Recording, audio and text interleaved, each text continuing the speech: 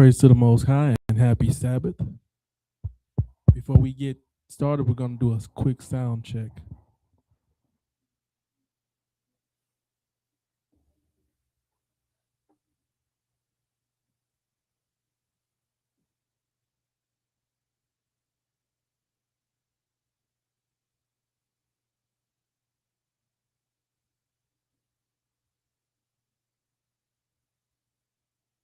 All right, we good to go. We good to go.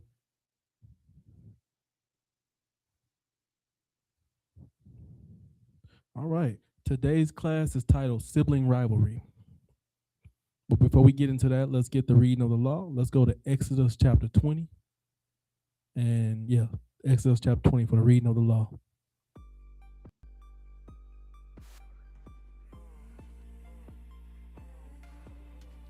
Exodus chapter 20, verse 1. And God spake all these words, saying, I am the Lord thy God, which I brought thee out of the land of Egypt, out of the house of bondage.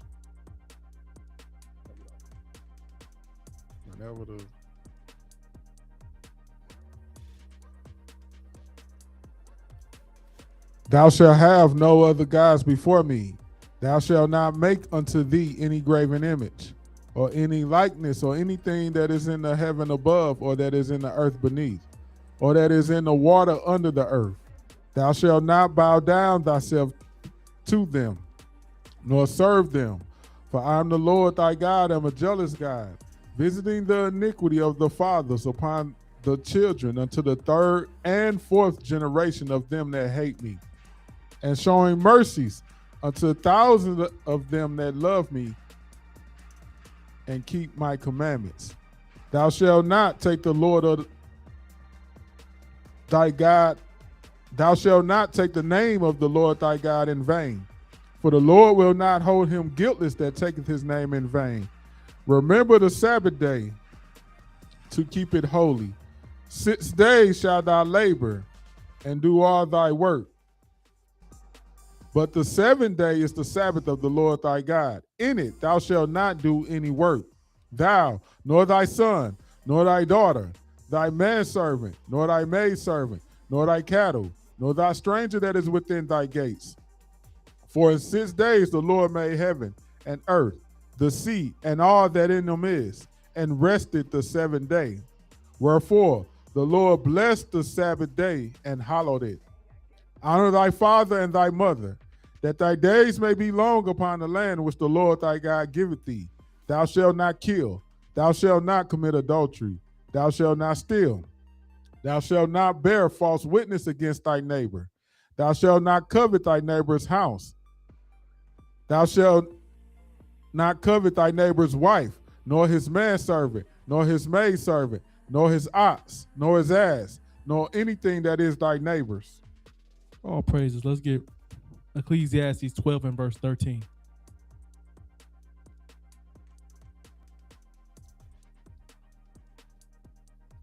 Ecclesiastes chapter 12, verse 13.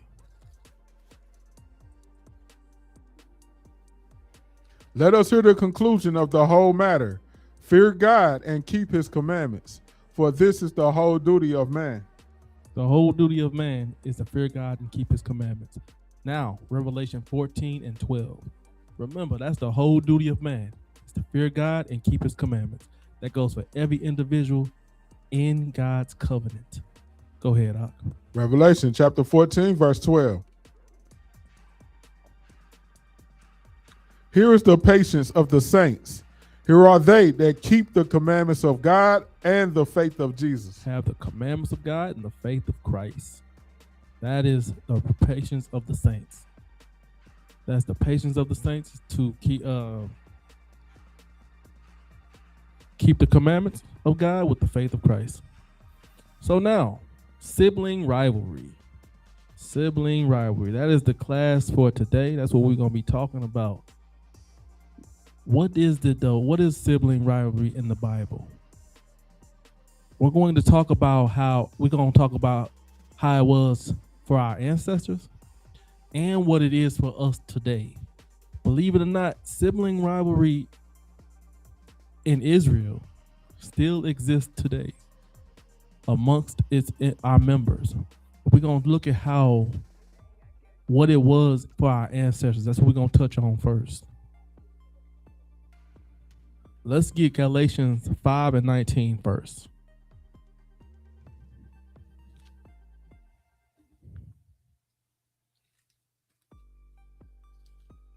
Galatians 5:19.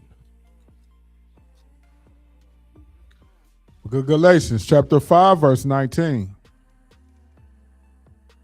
Now the works of the flesh are manifest, which are these: adultery, fornication, uncleanness, lasciviousness, idolatry. Go ahead. Witchcraft, hatred. Hatred. One of the works of the flesh is hatred. Go ahead. Variance, emulations, wrath, strife, seditions, heresies, envyings, murders, drunkenness. Right there, I want to stop at that word, envyings. So these are the works of the flesh. Hatred. We're going to look at the word hatred first, then we're going to look at the word envying. Hatred being one of the ones we are focusing on today. Envyings, murders, wrath, all are works of hatred. They're part of hatred. I'm going to say them again. Hatred, murder, envyings, and wrath. All of these are part of hatred. Okay? And in sibling rivalry, these are often works. These are often some things that come along with sibling rivalry. We're not talking about innocent sibling rivalry here. We're talking about harmful sibling rivalry that could lead to death in one way or another. So let's get 1 John 2:9.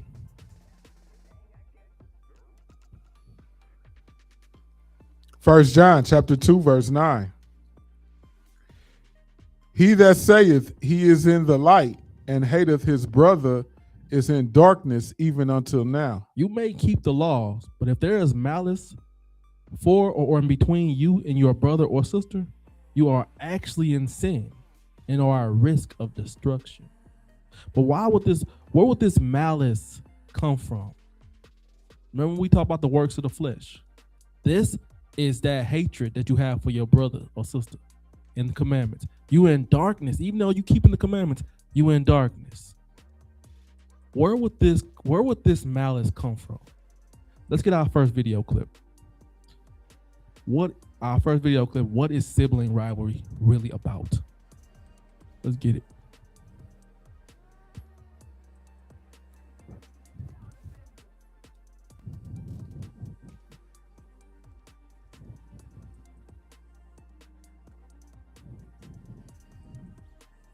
Yeah, that top one.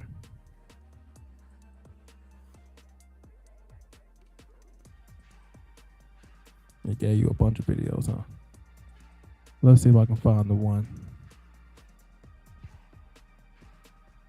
Let's go to YouTube. Go to the top of YouTube.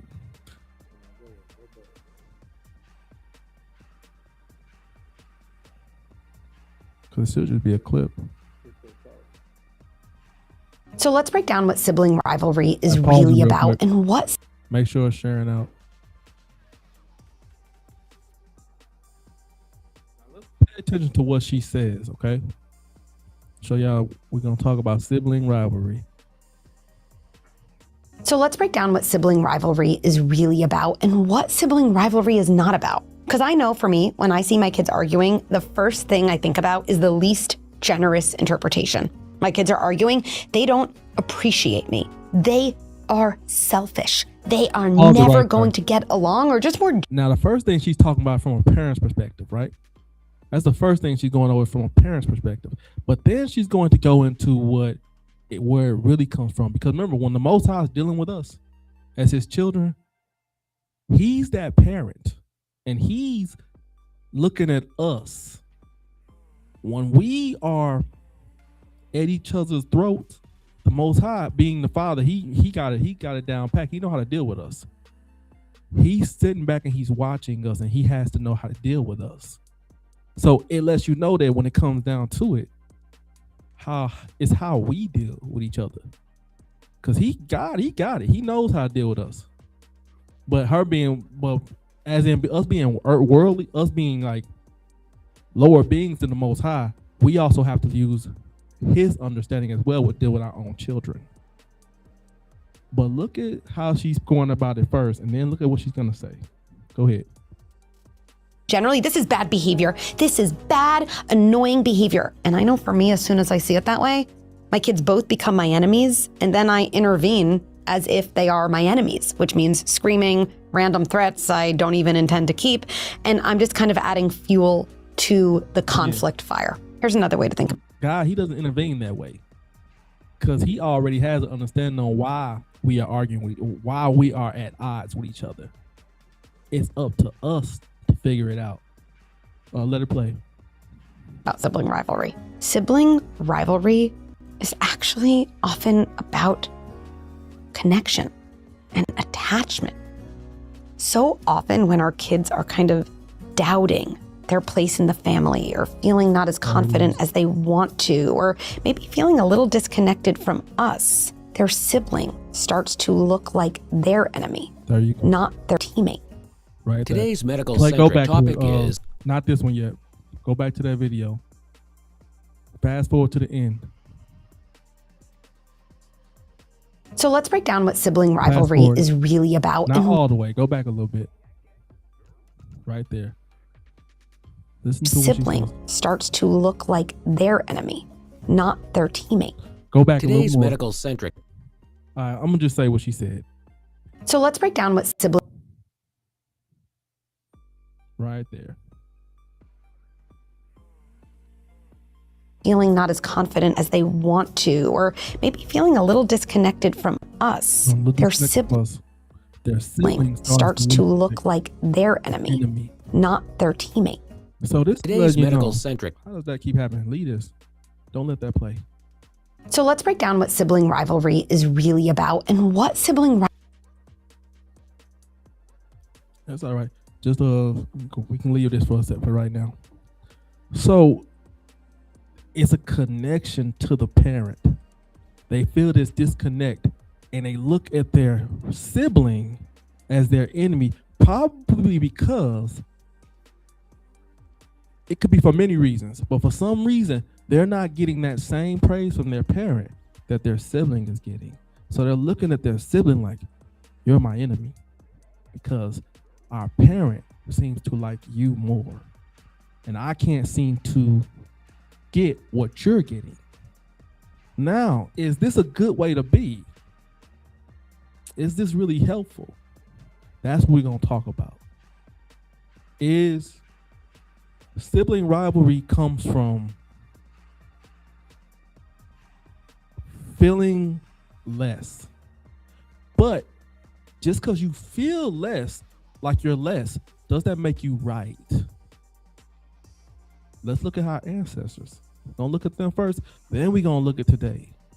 Because the Most High, remember something, and I'm not trying to get too ahead of myself here. The Most High, who does he love? Get me Sirach 2 and verse 10 real quick. Let's get that.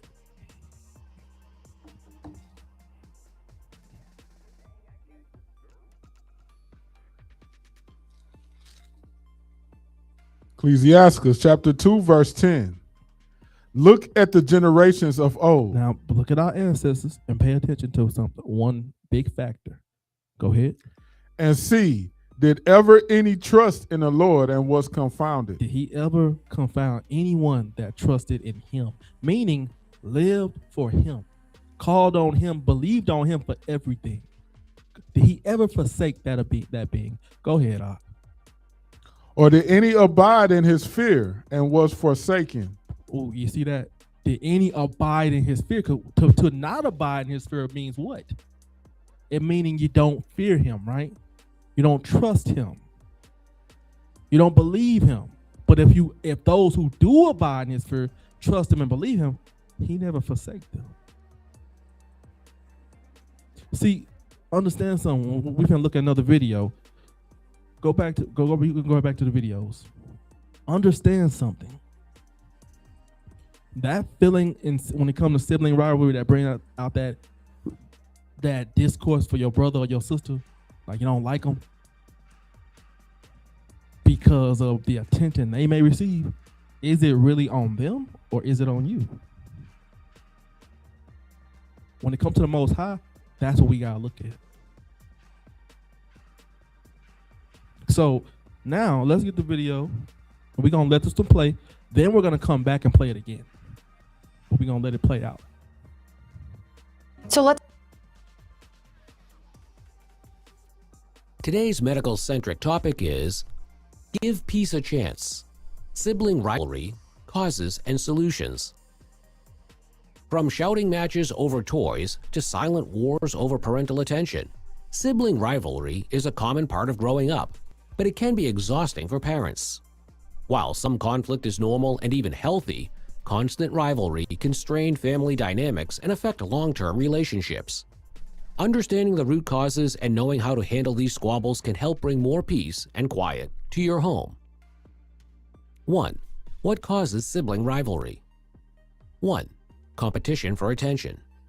Kids often feel the need to compete for love, approval, or recognition from parents. Even small differences in treatment can lead to feelings of jealousy or resentment. 2. Age and developmental differences. Younger kids may look up to older siblings but also feel inferior or left out. Teens may become easily annoyed by their younger siblings' neediness or behavior. 3. Personality clashes. Opposite temperaments, like an introvert versus an extrovert, can clash naturally. Some siblings are just wired differently and may butt heads more often. 4. Perceived favoritism. Even unintentional actions can make a child feel like another sibling is the favorite. Comparing siblings, "Why can't you be more like your brother?" can make things worse. 5. Lack of boundaries or structure. When rules are inconsistent or expectations aren't clear, kids may push limits or blame each other. 6. External stress. Major life changes, like a move, divorce, or new baby, can create insecurity and tension, fueling rivalry. 2. Solutions for reducing sibling rivalry. 1. Avoid comparisons. Focus on each child's individual strengths and needs. Take it back to the beginning. All right. Now we know the Most High, he's righteous in everything he does, right? He don't go wrong. So we can't look at him that way. Now when it comes to us as parents though, yes, we have to know how to deal with our children according to the Most High's laws, according to the righteous way of dealing with them and learning how to use fair judgment. But did y'all know a constant thing through all of those was the parents? It's perception of the parent. The children base everything off of what's going on. Hold on. The children base everything off of their parents. So, is there sibling rivalry in Israel? Yes, there is. It was present with our ancestors as it is today. You just might not notice it. No, we need to go back to it. We're going to go back to it one more time. But let's go back to it. Let it play, but we're going to stop at 52 seconds. So start it on up, stop at 52 seconds. Give peace a chance. Sibling rivalry, causes and solutions. From shouting matches over toys to silent wars over parental attention, sibling rivalry is a common part of growing up, but it can be exhausting for parents. While some conflict is normal and even healthy, constant rivalry can strain family dynamics and affect long-term relationships. Understanding the root causes and knowing how to handle these squabbles can help bring more peace and quiet to your home. 1. What causes sibling rivalry? 1. Competition for attention. Kids often feel the need to compete for love, approval, or recognition from parents. Even small differences in treatment can lead to feelings of jealousy or resentment. 2. Right there. So children feel like they have to compete for their parents' love. They feel like it's a competition.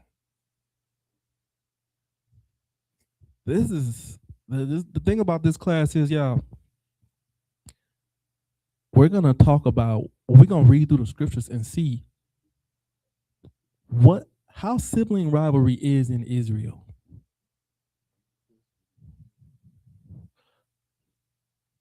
How sibling rivalry is in Israel, and how it affected our ancestors, and how it affects us today. Okay? It's a need, a feeling.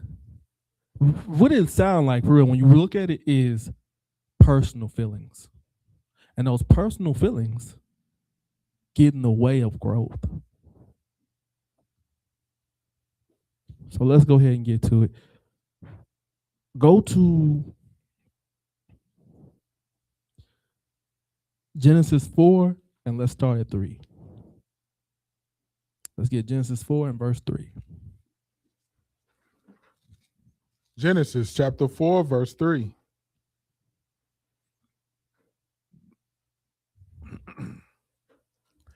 And in process of time, it came to pass that Cain brought of the fruit of the ground an offering unto the Lord. So in that time, it was time to make sacrifices to the Most High. That meant, the Most High had set his laws in place, and he had times of the year for us to make sacrifices to him. And this was that time. And Cain brought forth his offering. Go ahead.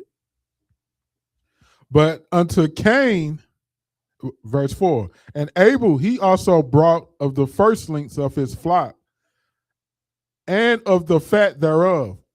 And the Lord had respect unto Abel. Notice that Abel's offering, though, was the firstling. Now, if we read, I believe it's in Leviticus 23, it talks about bringing the firstling. So Abel brought forth an acceptable offering to God. Keep that in mind. He brought forth a favorable, acceptable offering to God. He gave God what he wanted. Go to verse 5. Verse 5. But unto Cain and to his offering. Right there, I'm sorry. Notice that it said, but unto Cain and his offering. Read that again. But unto Cain and to his offering. So the scripture lets you know it wasn't just his offering. It was also unto Cain. Go ahead. He had not respect. And Cain was very wroth, and his countenance fell. Now, notice that it did not just say unto his offering, but unto Cain as well. God had no respect. Remember that we will touch on that a little more later. God did not have respect unto Cain. It was something about, it wasn't just his offering, but it was Cain too. Remember, we talking about sibling rivalry here, and the perception of the person who feels it. Now go to verse 8. Genesis chapter 4, verse 8. And Cain talked with Abel, his brother. And it came to pass, when they were in the field, that Cain rose up against Abel, his brother, and slew him. So when it says that, what it means is they were arguing, and Cain killed Abel. So when they was talking, they was arguing, and Cain came up against him. Cain killed Abel. Remember, God loved Abel, but he didn't love Cain. Okay? God loved Abel, but he did not love Cain. But it was, why was Cain angry with Abel? Because God loved him. God loved him. Why did God love him? We're going to touch on that. Go to Genesis chapter 37. So we're going to come, I'm hitting this first, But we're gonna go through three different, this one and two other stories, and kind of show the beginning of the situation, and then we're gonna show the end. So Cain killed Abel. I'm gonna just say this one more time. Cain killed Abel because God loved him. Okay? Remember to respect not to Cain's offering or Cain. Genesis 37 and verse 1. Genesis chapter 37, verse 1. And Jacob dwelt in the land wherein his father was a stranger, in the land of Canaan. These are the generations of Jacob. Joseph, being 17 years old, was feeding the flock with his brethren. And the lad was with the sons of Bilhah and with the sons of Zilpah, his father's wives. And Joseph brought unto his father their evil report. Go ahead, verse 3. Now Israel loved Joseph more than all his children. You see that? Now it said Israel loved Joseph more than all his children. If y'all know Joseph's story, which we're going to touch on, why do y'all think Israel loved Joseph? But the fact of the matter here is right now, we see that Israel loved Joseph more than his brothers. Go ahead. Because he was the son of his old age, and he made him a coat of many colors. Go ahead, verse 4. And when his brethren saw that their father loved him more than all his brethren, they hated him. They hated him because Joseph loved them more. So is that right though? Did they hate their brother because their father loves him more? Is that right? No. No, it's not right. See, what we gonna look at is this feeling is common. I don't even want to get ahead of myself. I'm gonna get on that. Go ahead, read on that. And could not speak peaceably unto him. They couldn't even speak. They didn't have nothing good to say to Joseph because they couldn't stand him, because their father loved them. Joseph was a good child, and he kept the law. He had the fear of the Most High in him, and he walked in that. He walked in that. Now jump down to verse 9. Genesis chapter 37, verse 9. And he dreamed yet another dream, and told it his brethren, and said, Behold, I have dreamed a dream more. And behold, the sun and the moon and the 11 stars made obeisance to me. So not only do their father love them more, but he also letting them know that I'm going to be great one day. This is what this dream is saying. I'm going to be a great man one day. Verse 10. And he told it to his father and to his brethren. And his father rebuked him and said unto him, What is this dream that thou hast dreamed? Shall I and thy mother and thy brethren indeed come to bow down ourselves to thee to the earth? So he's saying, so even his father saying, what are you talking about? So you saying everybody here gonna bow down to you one day.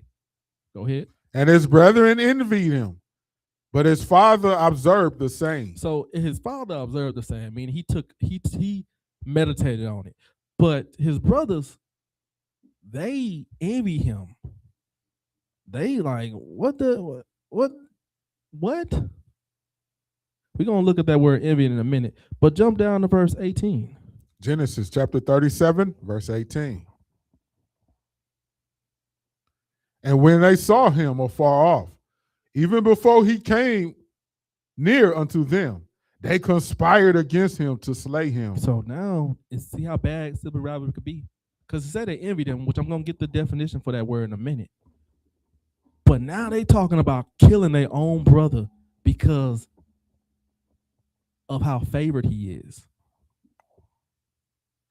Go ahead. They conspired to slay him, meaning they was planning. They all came together and was trying to figure out how we gonna kill him. We should kill him. Go ahead, verse 19. And they said one to another, Behold, this dreamer cometh. They was making fun of him, saying, "Look, y'all, the dreamer coming. Man, look at this dude." Go ahead.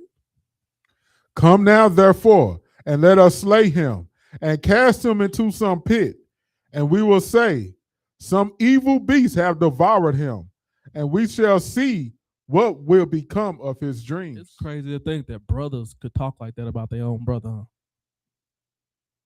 And when we hear this, we were like, man, that's crazy. I can't. What? I would never. Or would you? Have you? But this is the most I dealt with our ancestors too on a different level. So we're gonna stay right here with this. They conspired to kill him. So Joseph's brothers conspired to kill him. Go to Romans 9 and 13. So I'm kind of jumping around right now, but we're gonna come back. So they conspired to kill him. That's what they sibling rivalry brought them to. Kill him. Remember, Cain killed Abel. He was jealous of him. Killed him. Now, Romans 9 and 13. Romans chapter 9, verse 13. As it is written, Jacob have I loved, but Esau have I hated. He said, God said, Jacob have I loved, but Esau have I hated.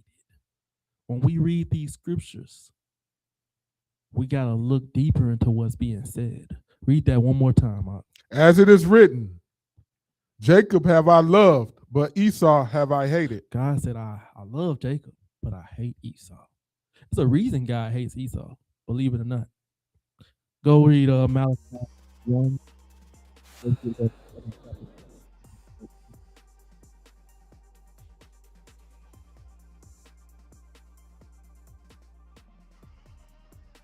Malachi chapter 1, verse 2. I have loved you, saith the Lord. Yet you say, wherein hast thou loved us? So God said, I loved you. And God said, y'all say, wherein have you loved us? Read on. Was not Esau Jacob's brother, saith the Lord? Yet I loved Jacob. He said Esau was Jacob's brother, but yet I loved Jacob. See, they were brothers, sibling, blood, but I chose Jacob. Read verse 3. And I hated Esau. He said, I hate Esau. God said, read on. And laid his mountains and his heritage waste for the dragons of the wilderness. He said, and I made sure that destruction is in his future. Now, why would God hate Esau that much? So it's got to be more to it, right? So God, he often chooses. He has loved ones. He has one he loves and one he don't like. But it's never just on the surface, guys, brothers and sisters. It's never just on the surface. There's a reason for it. So now, God said he's going to destroy Esau. That's what he basically said in the scripture. I'm going to destroy Esau. I want y'all to pay attention. This is where you examine your heart. Okay? Because it's going to be times where someone else is up here and you're down here. They're getting favors. They're getting blessings. They're doing great in this walk, but you're not. Is that God's fault? Because in each one of these situations, did y'all pay attention? There's a reason that these each played out the way it did. It's a common denominator. So let's go to, we're going back to the beginning. We're still talking about Esau. Go to Genesis 25 and 24.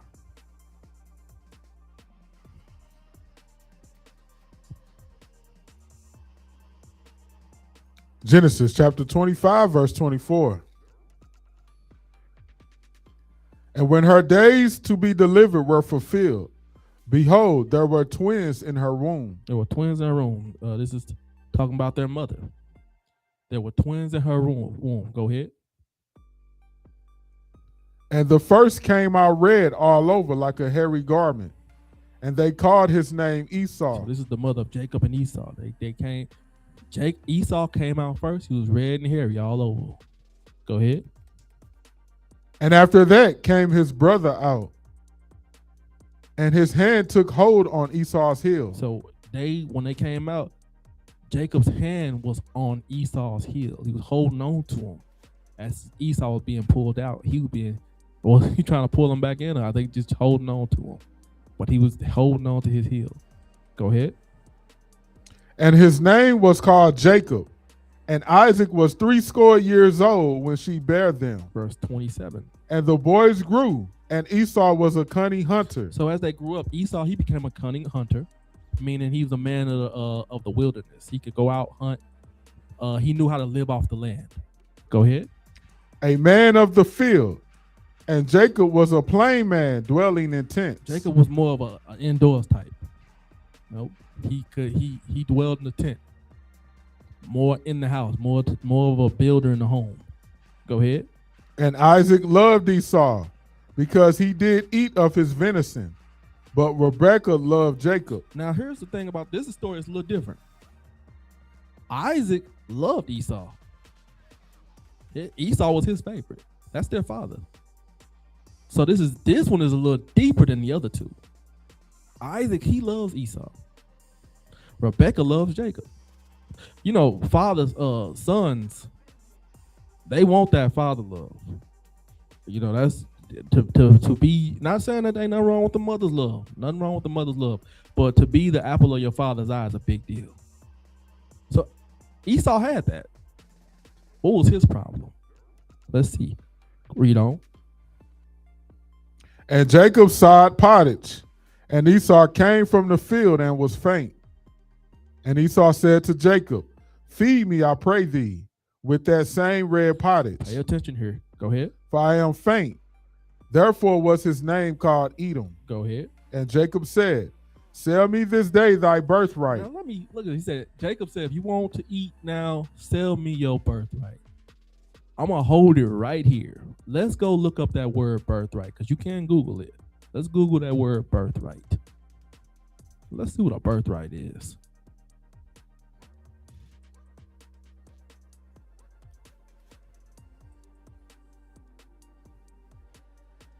Let's see what that word birthright is.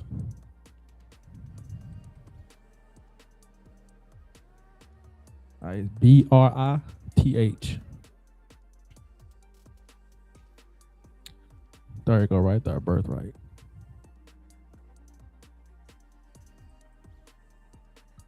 No, go. It's one word. Look up birthright definition. Or you can do meaning. Yeah, put it in. There you go. That's right. You sharing it out? All right, let's read that. A birthright is a specific right, privilege, or possession a person is entitled to at birth. So it's a privilege or possession. Go ahead. Such as inheritance. It's inheritance. Go ahead. Property. It's property. Or citizenship. And citizenship. You can finish that up. It often implies a natural or legally guaranteed entitlement. Guaranteed. Go ahead. Including citizenship of birthplace or rights inherited through family, such as a firstborn's traditional share of an estate. So it's an inheritance. Your birthright is, once that's given to you, it's legal. It's guaranteed. It's for you to inherit a property or whatever the Most High got for you in this case. Go back to where we was at. Let's get back to Genesis 25 and read that again. What verse? I believe it's verse 30. No, verse 31. Genesis chapter 25, verse 31. And Jacob said, sell me this day thy birthright. So what Jacob was saying was, sell me your inheritance. Go ahead. And Esau said, behold, I am at the point to die. You hear what Esau, listen to what Esau's saying. He said, I'm at the point to die. You know, my man, I'm famished. I'm hungry. Go ahead. And what profit shall this birthright do to me? He said, I don't need this. He said, what is this going to do for me, especially at this my weakest moment? So I'm about to fade away to nothing. That's what he was saying. Y'all know how important, we just read it. You know how important a birthright is? But let's see what he do. Go ahead. And Jacob said, swear to me this day.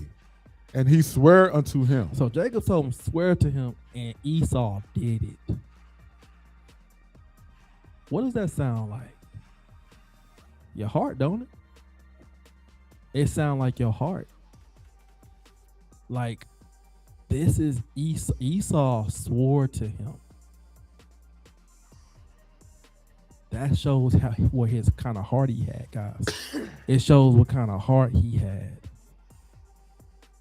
Go ahead. And he sold his birthright unto Jacob. He sold his birthright unto Jacob. Y'all know that's bad. Like, if you give something away like that, what does God say when it comes to sin? He say, forsake sin, right? But forsake ye not my law.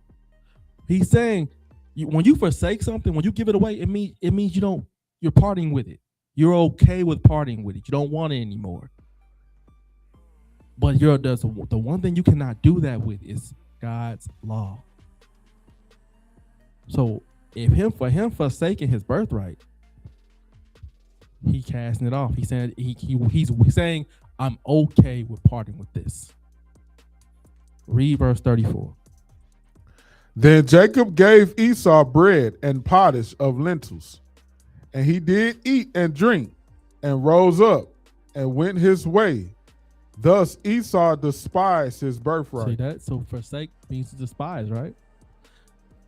So Esau filled his belly, comforted himself, and he forsaked his birthright. His heart was wrong. His heart was messed up. Now where we at? Genesis 25. So Esau sold his birthright to Jacob. Now let's go to Genesis 27. And let's read verse 20. Genesis chapter 27, verse 20. And Isaac said unto his son, how is it that thou hast found it so quickly, my son? So at this point, Isaac is giving the blessings to Jacob and Esau. He's given the blessing to Jacob.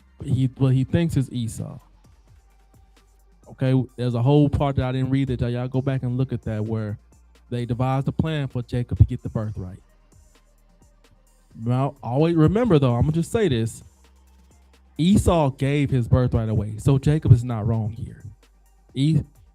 Esau gave his birthright away. Now, if you read above this, it does show that Jacob was not comfortable with this at first.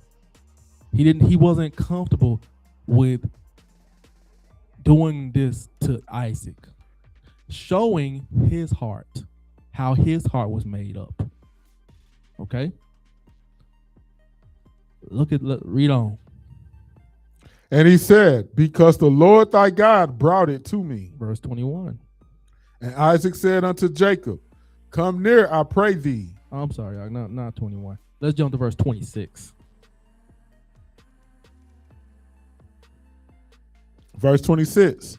And his father Isaac said unto him, come near now and kiss me, my son. Go ahead. And he came near and kissed him. And he smelled the smell of his raiment and blessed him and said, see, the smell of my son is as the smell of a field, which the Lord hath blessed. Go ahead. Therefore, God give thee of the dew of heaven and the fatness of the earth and plenty of corn and wine. So now Isaac is blessing Jacob. Go ahead. Let people serve thee and nations bow down to thee. Be Lord over thy brethren, and let thy mother's son bow down to thee. Cursed be everyone that curseth thee, and blessed be he that blesseth thee. So now Jacob has received the birthright that Esau gave to him. It was rightfully Jacob's. Esau swore to him. He gave it to him. But it was Isaac thought he was giving it to Esau.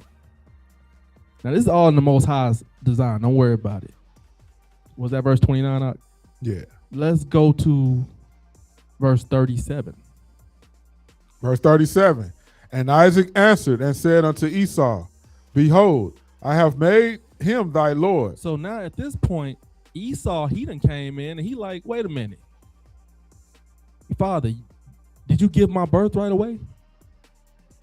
And Esau, Jacob like, yeah, I did. Here's the thing though. Remember, look at the heart. Esau already knew he gave his birthright away, but he still was going to try to get it anyway, showing that he's a deceiver. Remember, God said, Jacob have I loved, but Esau have I hated. He gonna show you why. Go ahead. And Isaac answered and said unto Esau, Behold, I have made him thy Lord, and all his brethren have I given to him for servants. And with corn and wine have I sustained him. And what shall I do now unto thee, my son? He said, I done gave it everything to Jacob now. He said, there's nothing I can do for you. He said, now we know that he did give him something, but it wasn't that. It wasn't that. So Isaac tells Esau he has made Jacob his Lord. Go to let's read verse 38. And Esau said unto his father, Hast thou but one blessing? My father, bless me, even me also, O my father. And Esau lifted up his voice and wept. So he crying. He like, give me something. He said, bless me. Mind you, he already, remember, he hated his birthright. The Most High said he despised it. But now, even though he did this because he was hungry, right, Doc? His stomach was ruling over him. But he ain't forget. He said, forget all that. He's deceptive. He said, I'm gonna still get my birthright. He didn't think it was gonna hold up. He didn't think that the Most High was gonna remember it. He didn't think the Most High was gonna remember what he did, showing that he does not fear the Most High. But we're gonna keep going. Did we read verse 38 yet? Yeah, he wept. So Esau begs Isaac for a blessing. But notice Esau is not one bit remorseful for selling his birthright in the first place, showing his heart. If you read back, Jacob did not feel right about deceiving Isaac. So these are contrasts showing you how they both think. Jacob wasn't cool with how things went down. He was following the orders of his mother. If you read back, he was remorseful. Esau was not remorseful for selling his birthright. Go to verse 41. Verse 41. Before we get that, let's get Jeremiah 17 and 10 real quick. Jeremiah 17 and verse 10. Jeremiah chapter 17, verse 10. I, the Lord, search the heart. God said he searched the heart. Go ahead. I tried the reins, even to give every man according to his ways. He said he gives every man according to his ways. So that lets you know that what you receive from the Most High is what you put out. The works you put in and put out, that's what you're going to receive for that. God tries the heart. He knows the heart of men. Now back to Genesis 27 and verse 41. Genesis chapter 27, verse 41. And Esau hated Jacob because of the blessing wherewith his father blessed him. But didn't he give his blessing to Jacob? It's a heart thing, y'all. Go ahead.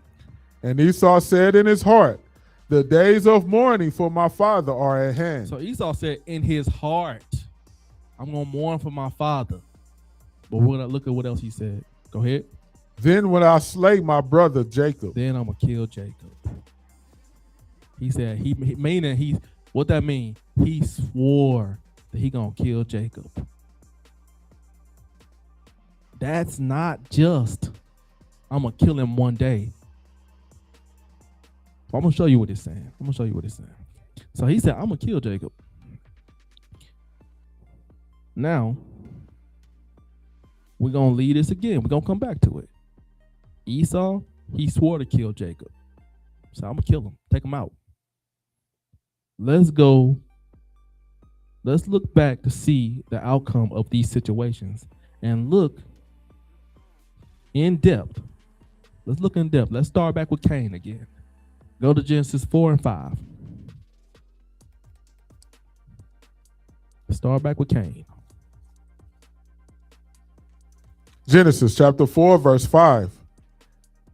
But unto Cain and to his offering he had not respect. So God didn't have no respect to Cain or his offering. He said, I don't like you, or I don't like what you've done. I don't like what you bringing me. The works you putting in, I don't accept them. And I don't like you either. Read on. And Cain was very wroth, and his countenance fell. So Cain's countenance fell, meaning he looked angry and was angry. But was it rightful anger? Because, read it again. But unto Cain and to his offering he had not respect. It wasn't rightful because here's the thing. We're going to read it. I'm going to read it. Read verse 6.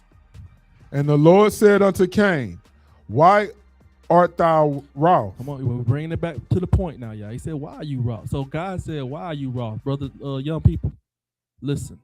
He said, why are you wroth? Brothers and sisters, listen. Go ahead. And why is thy countenance fallen? And why you got the nerve to have that look on your face? Why you got the nerve to look angry? Go ahead. If thou doest well, shall thou not be accepted? Ain't that what Sirach 2 and 10 said? If you do well, wouldn't you be accepted? When it comes to sibling rivalry, we mad at one person because they receiving these blessings, these gifts from mom and daddy, even the Most High. If you doing, especially the Most High, if you're doing right, God is saying you're going to receive right. Go ahead. And if thou doest not well, sin lieth at the door. He said, if you don't do well, sin lieth at the door. I mean, destruction is at the door. If you don't do what I asked of you. Say, Abel did what I asked him to do. I like Abel. I like his works. I don't like what you're doing. You need to change. That's what he's telling them. Change your heart. Where we at, Verse 7. Yeah, go ahead. And unto thee shall be his desire, and thou shalt rule over him. He said, God told him, if you do well, me and you gonna be good. See, when it comes to sibling rivalry, a lot of times one sibling is desirous of another sibling's affection that they're getting. It may be that you might need to do better. But so don't let this lead to your destruction. Just because you're not doing well now don't mean you can't. Don't let it lead to your destruction. Let me not get ahead of myself. Now, so Cain gave and did as he pleased, not as God wanted. That's why he said, I didn't have respect unto Cain or his offering. He said, you did what you wanted, but you didn't do what I wanted. That's how we be in Israel. Now, go to Proverbs 3 and 5. I just want verse 5 out.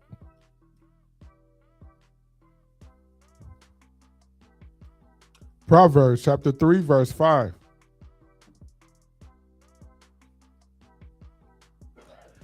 Trust in the Lord with all thine heart. If you don't fear God, you're not gonna trust in him. You're gonna do wrong. That's why God said he didn't love Cain. He didn't respect Cain or his offering because Cain did not trust God. Go ahead. And lean not unto thine own understanding. And Cain leaned unto his own understanding. You may have feelings about something, but you got to get out your feelings. You may feel like, oh man, I really don't like how they treat him better, but me.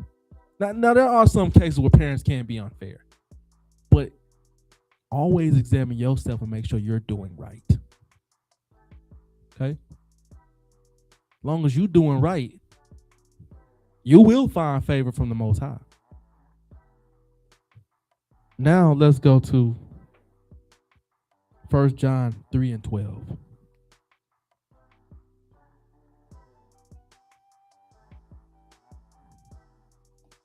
1 John chapter 3, verse 12. Look at what it say.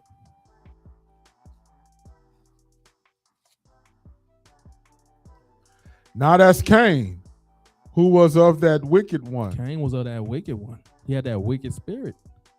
That's why God said, I don't unto Cain and his offering. Said Cain was of that wicked one. Go ahead. And slew his brother. He remember it said he rose up against Abel. He killed him because Abel was doing right. He allowed his anger and his jealousy to bring him to kill his brother. Go ahead. And wherefore slew he him? Slew him. Go ahead. Because his own works were evil. That's the point. He killed Abel because his works were evil. When you doing wrong, you wax worse. And that may bring such a spirit of hatred for your brothers and sisters. What words say? Haters of those that are good. Yeah, haters of those that are good. That's what Cain hated Abel because Abel was doing right. And it brought him to kill his own brother. Go ahead. And his brother's righteous. His brother was righteous. Now, so Cain's works were evil. He did not keep God's commandments. He believed and he trusted in himself. Now go back to Genesis 4 and 5 again. Genesis chapter 4, verse 5. But unto Cain and to his offering he had not respect. Go ahead. And Cain was very wroth, and his countenance fell. God hated Cain's heart. That's why he didn't say, I didn't unto Cain and his offering. He hated Cain's heart. He knew Cain was wicked. His works was evil. Now get John 8 and 44. Let's see what else Cain had on him. John chapter 8, verse 44. Ye are of your father, the devil. He said, ye are of your father, the devil. Christ said, you are your father, the devil. Let's see why. Go ahead. And the lust of your father ye will do. He said, and the work of your father, you're going to do. Your father, the devil, you're going to do the works of your father. Go ahead. He was a murderer from the beginning. Who murdered their brother in the beginning? Abel.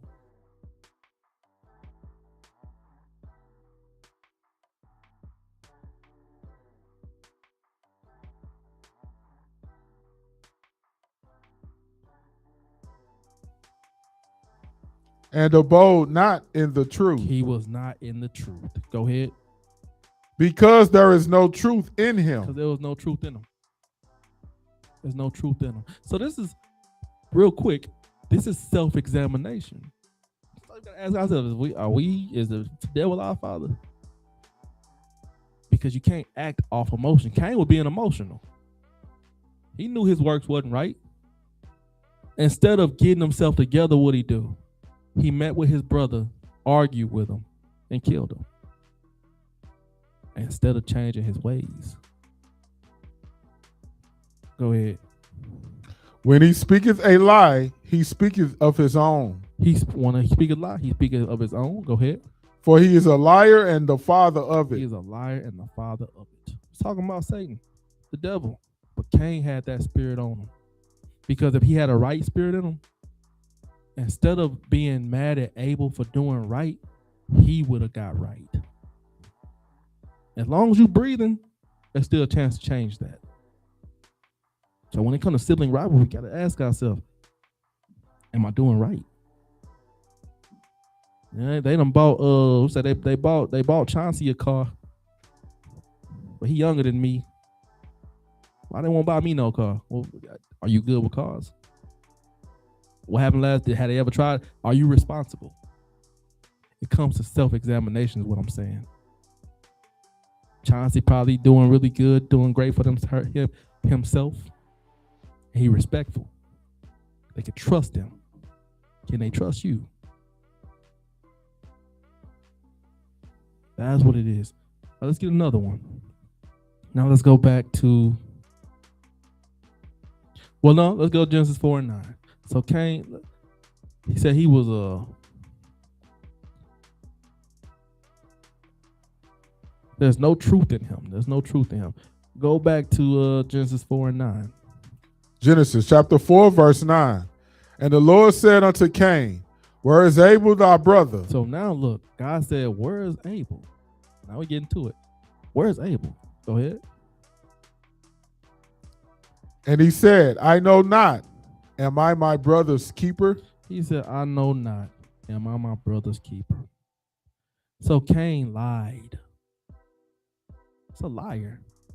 What the scripture just said. These are the ways of Cain. This is what he did in his rivalry with his brother.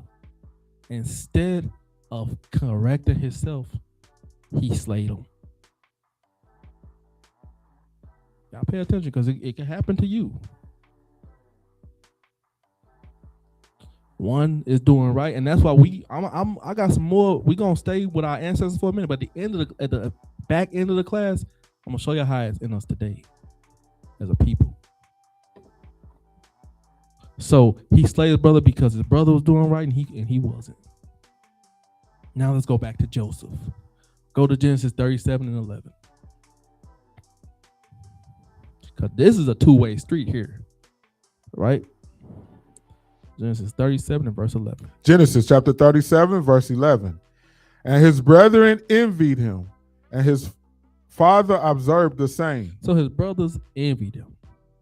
His brothers envied him. Let's get Blue Letter Bible. Let's look up that word envied.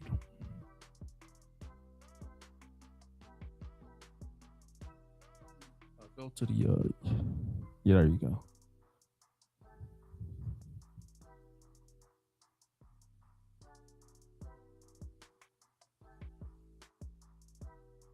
Look up Genesis 37.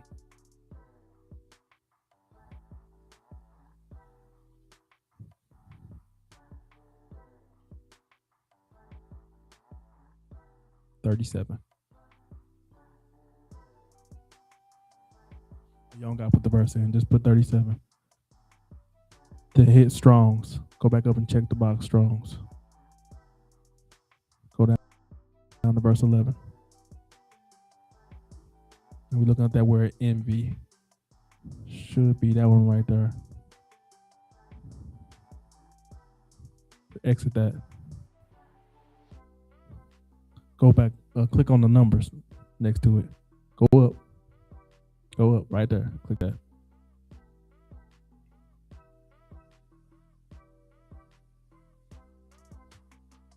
Let's get the pronunciation first. Strong's H 7065. Kana. Kana. All right, go ahead. Get the outline of biblical usage. 1. To envy, be jealous, be envious, be zealous. 1. Pill. A. To be jealous of, to be envious of, to be zealous for, to excite to jealous anger. 2. To provoke to jealous anger, cause jealousy. So we see it says to be jealous. That's the main thing. So Joseph's brothers were jealous of him. They were angry with him. They ain't like him. So let's see what happened with this. Now, let's go back. Let's go read Job chapter 5 and verse 2. Job 5 and verse 2. Job chapter 5 verse 2. For wrath killeth the foolish man. Let's see. Didn't say they was angry with him. Didn't the word envy had anger in there? It said wrath killed a foolish man. Man, what it did to Cain. That was a death sentence. Go ahead. And envy slayeth the silly one. And envy slay the silly one. Because it's silly, right? To envy someone. To envy them, to be jealous of them. What you wasting your time being jealous of somebody else? You have to work on yourself. If you ever being jealous of somebody else and looking at them and what they got, the Most High said, what did he say? Don't covet somebody else, right? Because enviness leads to covetousness, right? Don't envy somebody else. It's silly. You wasting your time being jealous of them, bringing yourself to wrath against them, and you're destroying yourself.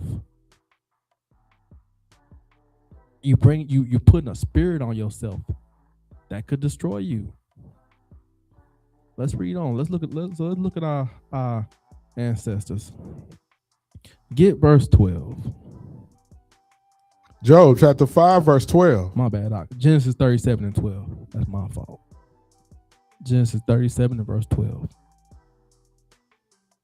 Genesis 37, verse 12. And his brethren went to feed their father's flock in Shechem. And Israel said unto Joseph, do not thy brethren feed the flock in Shechem? All right, so go jump down to verse 18. So the brothers went to feed the flock in Shechem. And when they saw him afar off, even before he came near unto them, they conspired against him to slay him. So now they're thinking about slaying their brother because they were jealous of him, because of the father's love. Go ahead. And they said one to another, behold, this dreamer cometh. They mocked him. Verse 20. Come now, therefore, and let us slay him, and cast him into some pit. And we will say, some evil beasts have devoured him. So they said, we gonna kill him, mess him up real good, throw him in a pit, and we gonna lie to our father and say a beast got attacked by a lion, a tiger, or a bear. So that's what we're gonna tell father. So look at the spirits they got on them. Murder, the spirit of murder, the spirit of lying. They wicked as hell, right? This is what it do. For real. Rebuke that jealous spirit. Read verse 21. Verse 21. And Reuben heard it, and he delivered him out of their hands. So Reuben like, nah, yeah, we're not gonna do that. We're not gonna kill him. Go ahead. And said, let us not kill him. He said, let's not kill him. Let's come to our senses real quick. Now, Reuben did a good thing in that, right? We ain't gonna do that. But was Reuben all the way right? Jump down to verse 25. Verse 25. And they sat down to eat bread, and they lifted up their eyes and looked, and behold, a company of Ishmaelites came from Gilead with their camels, bearing spicery and balm and myrrh, going to carry it down to Egypt. So they seen some Ishmaelites. These guys are salesmen. You know what I'm saying? They buy and sell. Go ahead. And Judah said unto his brethren, what profit is it if we slay our brother and conceal his blood? He said, yeah, you know what, Reuben, right. What profit is it if we kill him? Say, though, Judah concocted another idea and said, and remember, y'all, who is Judah the house of? Who is Judah the father of? The American blacks. So Judah is a part of, this is the 12 tribes we're looking at. These are the forefathers, the patriarchs, what it's called. Read verse 27. Come and let us sell him to the Ishmaelites. So let's sell him to the Ishmaelites. That's what we're going to do. We're going to sell them into slavery. Go ahead. And let our hand be upon him, for he is our brother and our flesh, and his brethren were content. So they said, we're not going to kill him because he is our brother, but let's sell him into slavery. This is not as bad as killing him, but this is still evil. Okay? It's still evil. So they did this thing. They sold him into slavery because of their jealousy. They did this thing. And of course, their father, he think this his son is dead. And they rolling with that. They're gonna tell him. What they're gonna tell Jacob, hey, we sold Joseph into slavery. How he gonna react to that? No, they stuck with that same story. A wild beast got him. Dead. But we're not gonna tell it. So they lied. Sold their brother into slavery out of jealousy. Go to hold on. So let's fast forward. Because we know that time passed and Jacob became a great ruler in Egypt, right? And his brothers would soon meet him there. So we're going to skip through all the stuff Joseph went through. We know he became a great ruler in Egypt, and his brothers, they're going to meet him again. get Genesis 43, and let's start at verse 1. I'm trying not to be too. I'm trying to get through this. Genesis 43 and verse 1. Genesis chapter 43, verse 1. And the famine was sore in the land.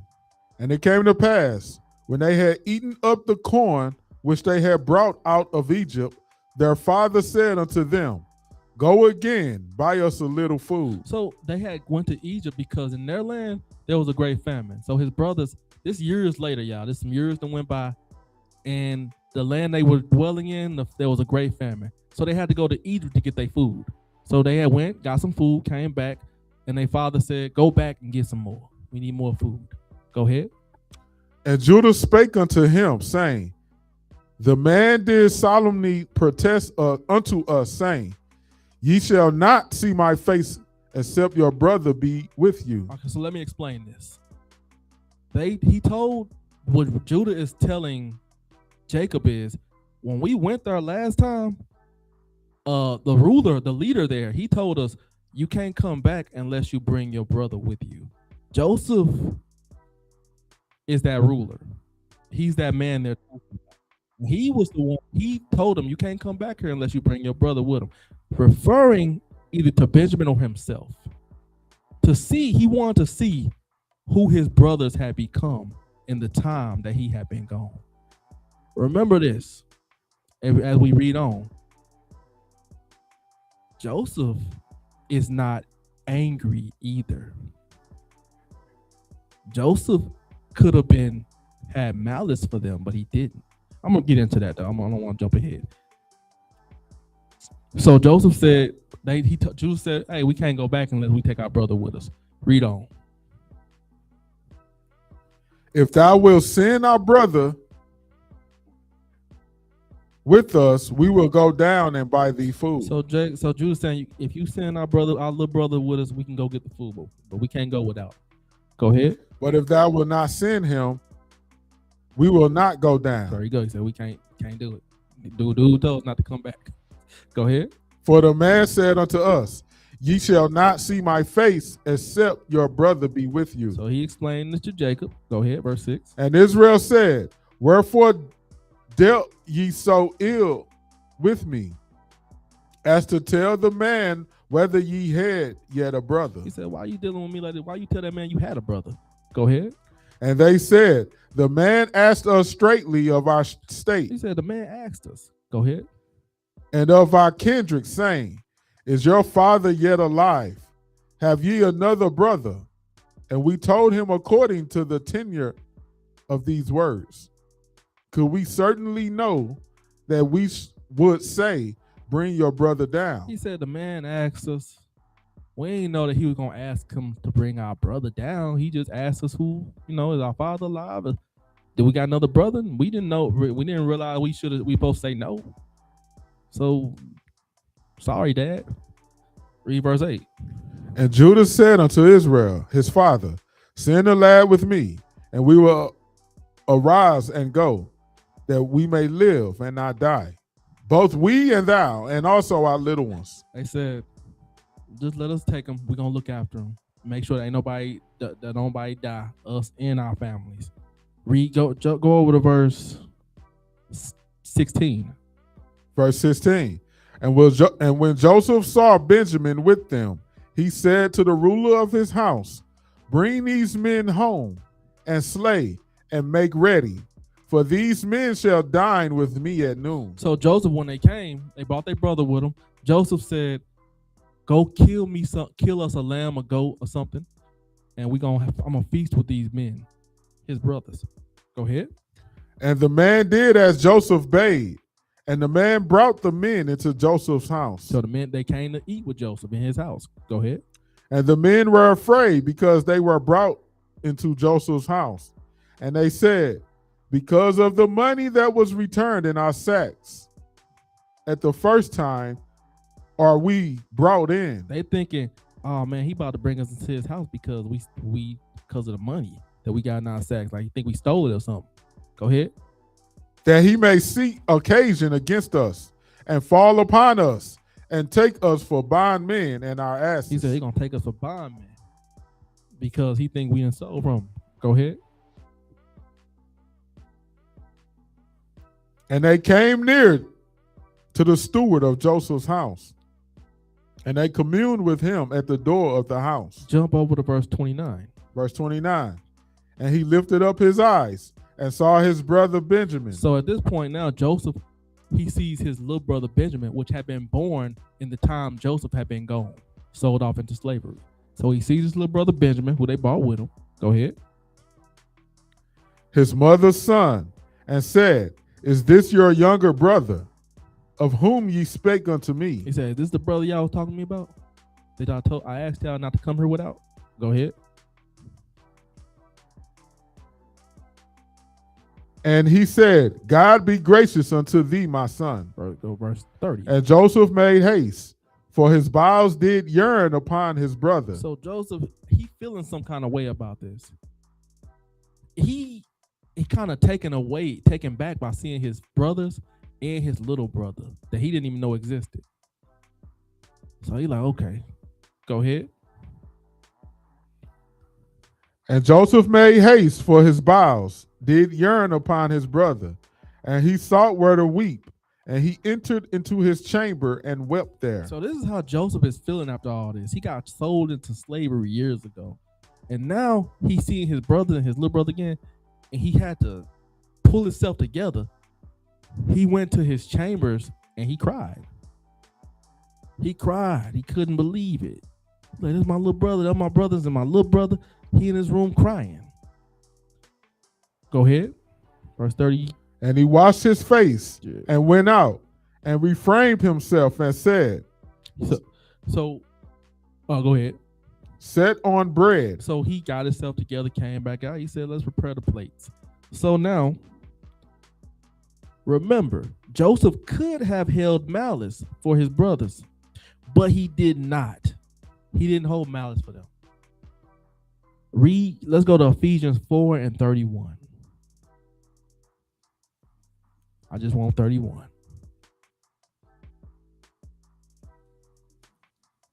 Ephesians chapter 4, verse 31.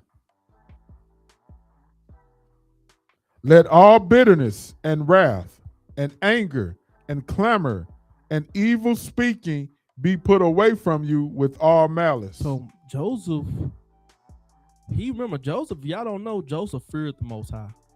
He didn't have malice for his brothers. He did not have malice for his brothers. Instead, he tested them to see if they had changed. So Joseph didn't have no anger for his brothers. He wasn't built that way. But what he was going to do is see if their hearts had changed. Now go to Genesis 44 and verse 1. Genesis 44, verse 1. And he commanded the steward of his house, saying, Fill the men's sack with food. Now remember, if y'all listening, he wanted to see if his brothers had changed.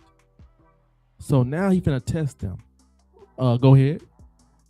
As much as they can carry, and put every man's money in his sack's mouth. He said, put every man money in his sack's mouth. Meaning, put all their money in their sacks, okay?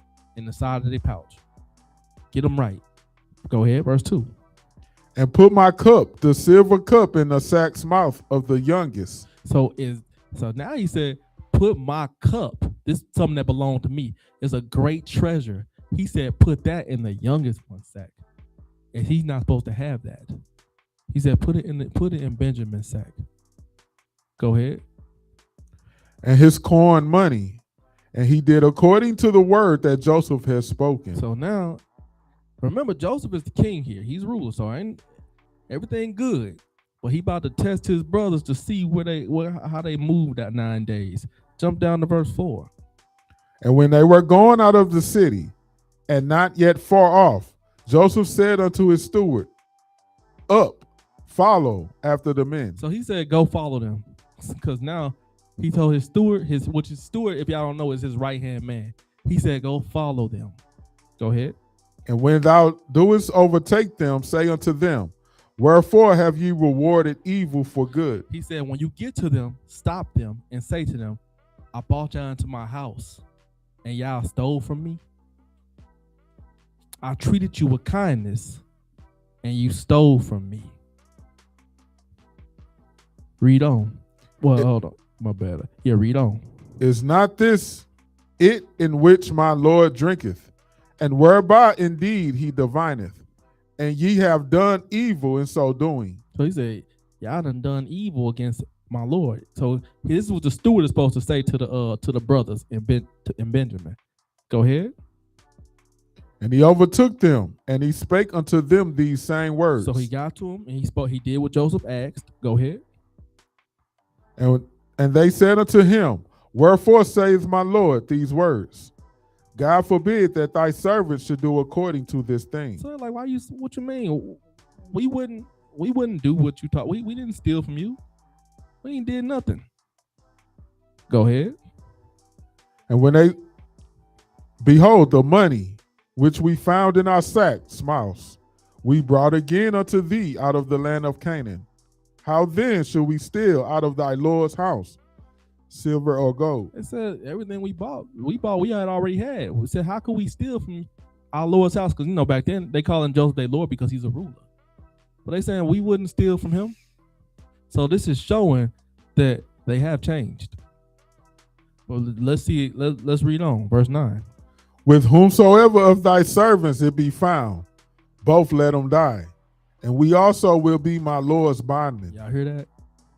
They said, if you find whoever sack you find it in, kill them. And the rest of us, we're going to be servants for our Lord. They offered themselves to be servants. They wouldn't have done that before. Remember, before when they were younger, they were jealous-hearted and mean-spirited. But now they've grown. Let's see how much they've grown. Jump down. Let's see where I'm at. Did we read verse 10 yet, Doc? Read verse 10. And he said, now also let it be according unto your words. He with whom it is found shall be my servant, and ye shall be blameless. They said, whoever is found, they said this was how they told them this how it's gonna go. Whoever sack we find it in, he gonna be the servant, and the rest of y'all gonna be let go. So this is where it get heavy. He said, the servant that we find it with, they gonna be the slave, but the rest of y'all get to go free. If they evil still, what they gonna do? Let's see. Go to verse 12. And he searched and began at the eldest and left at the youngest. And the cup was found in Benjamin's sack. So that's Benjamin. That's the youngest. They searched everybody's sacks and they found it in Benjamin's sack. So Benjamin is going to be the slave. But wait, there's more. So now it was found in Benjamin's sack. Jump down to verse 18. Verse 18. Then Judah came near unto him and said, O my Lord, let thy servant, I pray thee, speak a word in my Lord's ears. Judah came and said, let me talk to you real quick, please. And let not thine anger burn against thy servant, for thou art even as Pharaoh. He said, don't be angry with us, because you are Pharaoh. We know you got power. Go ahead, verse 19. My Lord asked his servant, saying, have ye a father or a brother? Go ahead. And we said unto my Lord, we have a father, an old man, and a child of his old age, a little one, and his brother is dead, and he is left alone, and he alone is left of his mother, and his father loveth him. So he's telling them, our father has already left the child. He already lost the child. Go ahead. And thou saidest unto thy servants, bring him down unto me, that I may set my eyes upon him. He's saying, look, you asked us to bring him down here. Our father already lost child. You asked us to bring the child down here. Read verse 22. And we said unto my Lord, the lad cannot leave his father, for if he should leave his father will die. You hear that? He said the lad cannot leave his father, because if he leaves his father, the father shall die. They showing that they care. Go ahead. And thou saidest unto thy servants, except your youngest brother come down with you, ye shall see my face no more. So he's telling them everything you told us, and we did what you asked us to do. We told you this is we don't know if we could bring them, but you asked us to bring them. Now we telling you, but we told you with the risk of anything happening to the little boy, it might hurt our father. So we did what you asked us to do. Read verse 24. And it came to pass when we came up unto thy servant, my father, we told him the words of my Lord. And our father said, go again and buy us a little food. And we said, we cannot go down if our youngest brother be with us. So he said, we can't. He told them everything that they talked about. Go ahead. Then will we go down, for we may not see the man's face, except our youngest brother be with us. Go ahead. And our servant, my father, said unto us, ye know that my wife bare me 2 sons. So he said, my father said, you know I had 2 sons. My wife gave me 2 sons. Go ahead. And the one went out from me. And one is gone. Go ahead. And I said, surely he is torn in pieces. And I saw him not since. He said, he haven't seen my son. Go ahead. And if ye take this also from me, and mischief befall him, ye shall bring down my gray hairs with sorrow to the grave. He said, if something happens to my other son, this is Judah telling Joseph that if something happened to Jacob's other son, it might bring him to death. He already lost a son. Read on. For thy servant became surety for the lad unto my father, saying, if I bring him not unto thee, then I shall bear the blame to my father forever. Go ahead.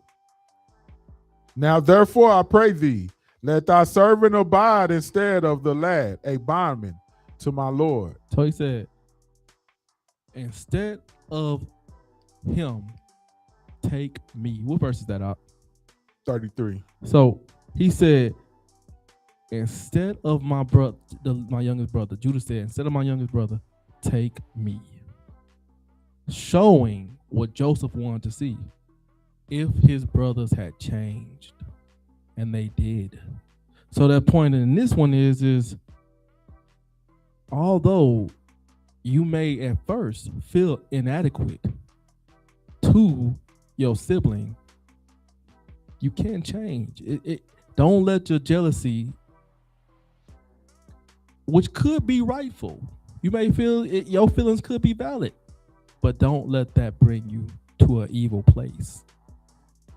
Become better. So now go to Genesis 45 and let's get one. Genesis chapter 45, verse 1. Then Joseph could not refrain himself before all them that stood by him. And he cried, cause every man to go out from me. And there stood no man with him, while Joseph made himself known unto his brethren. So at that point, he sent everybody away and said, and it was just him and his brothers, and he made himself known to them. He couldn't hold it no more. He wanted them to know who he was. He tried their hearts to see what they would do if they would allow him to keep their brother, and he saw that they fought for their brother. And he's like, y'all have changed. Read verse 2. And he wept aloud, and the Egyptians and the house of Pharaoh heard. He was crying so loud, everybody heard him. See, Joseph could have been made bitter too out of all this, but he wasn't. So I said at the beginning, this is a two-way street.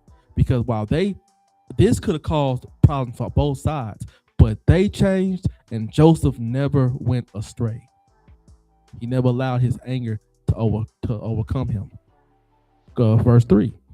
And Joseph said unto his brethren, I am Joseph. Doeth my father yet live? He said, man, is our father still alive? Go ahead. And his brethren could not answer him, for they were troubled at his presence. Yeah, I got to understand. Remember last time they seen Joseph, they was shipping him off with the Ishmaelites. Now they looking at him with all his gold on. He a king. He royalty. He Joseph big time now. And but at the same time, not only that, it's their brother. He's alive. They felt bad for what they did to him. They did change. Go ahead. And Joseph said unto his brethren, come near to me, I pray you. And they came near. And he said, I am Joseph, your brother, whom ye sold into Egypt. Go ahead. Now therefore be not grieved, nor angry with yourselves that ye sold me hither. See how you talking? So don't hold it against yourself. Let it go. Go ahead. For God did send me before you to preserve life.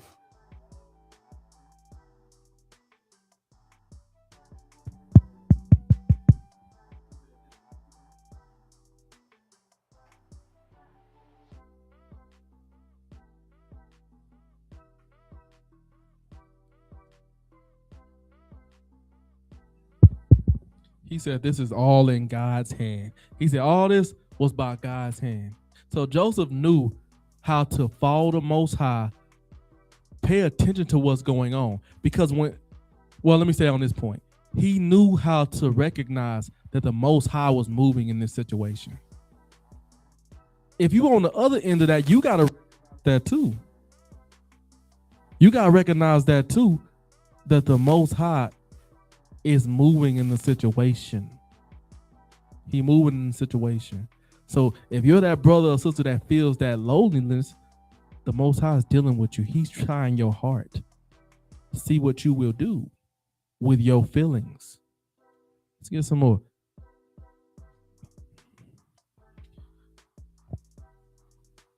Now let's see.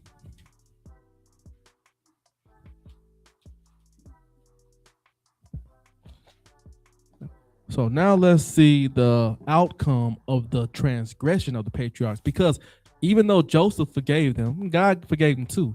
Was there still punishment for their actions?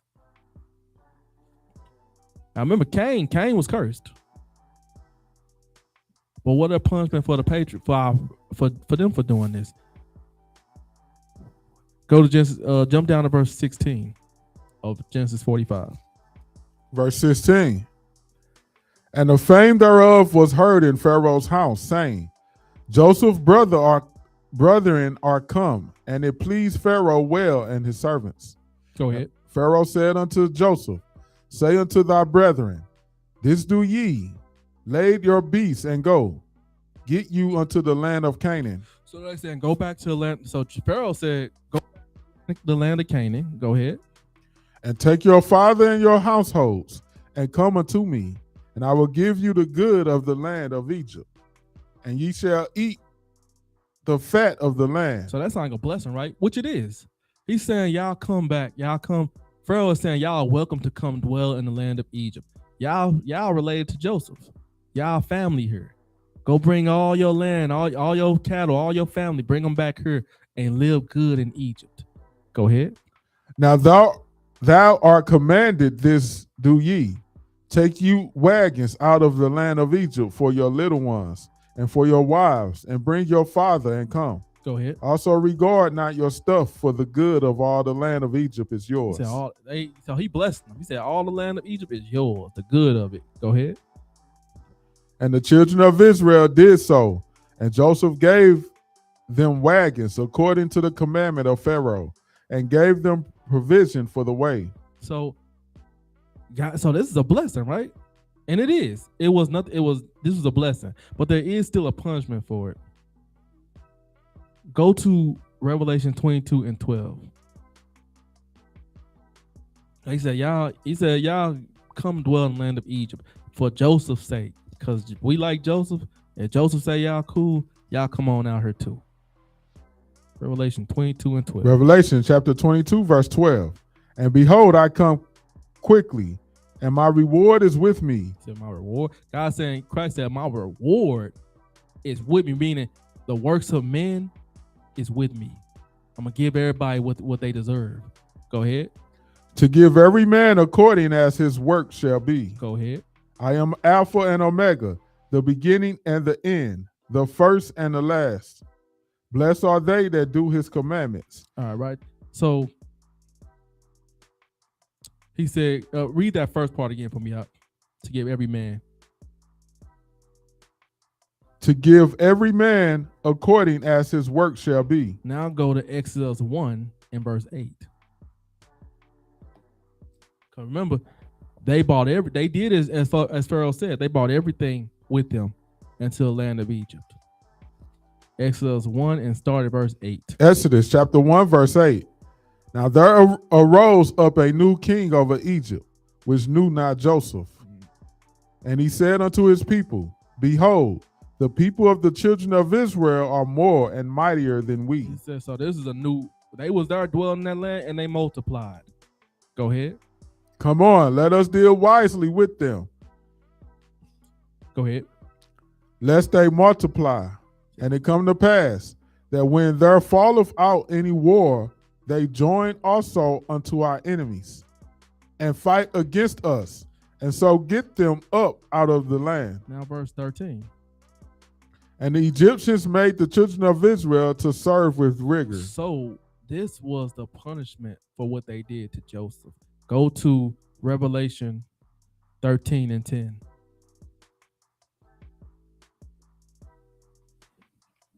Revelation chapter 13, verse 10.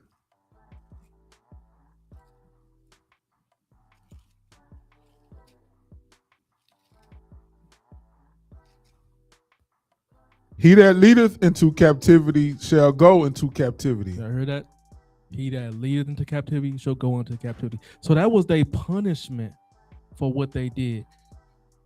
And we went into captivity in Egypt for the sins of the patriarchs. But that was a light punishment. Most High brought them out of that captivity. He brought us out of that captivity. This next one,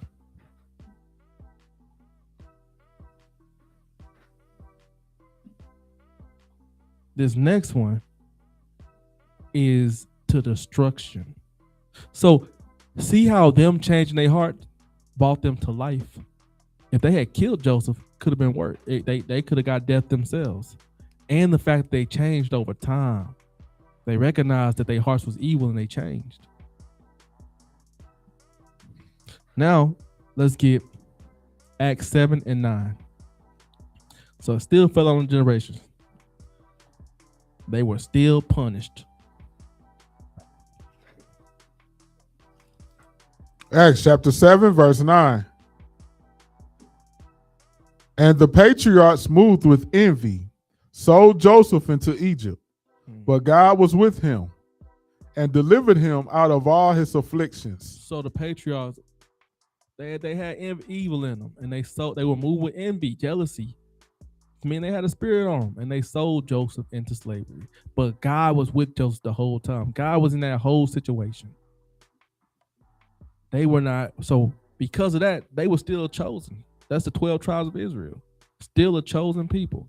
And we were not done away with because of their sins, because they changed. They worked on themselves. Now get Genesis 27 and 41. Now let's go back to Esau. Genesis 27 and 41. Genesis chapter 27, verse 41. And Esau hated Jacob because of the blessings wherewith his father blessed him. See, so Esau hated Jacob because his father blessed him. He hated Jacob because of what his father did for him. Go ahead. And Esau said in his heart, the days of mourning for my father are at hand. Then will I slay my brother Jacob. So Esau said in his heart, I'm going to slay my brother Jacob. But this wasn't just any kind of do and be done with. It was in his heart to commit evil against his brother. Go to chapter 32 and let's start at verse 1. Chapter 30, Genesis 32, verse 1.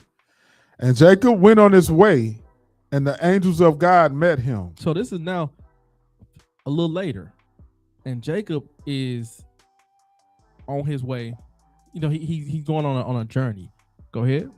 And when Jacob saw them, he said, this is God's host. And he called the name of that place Mahanaim.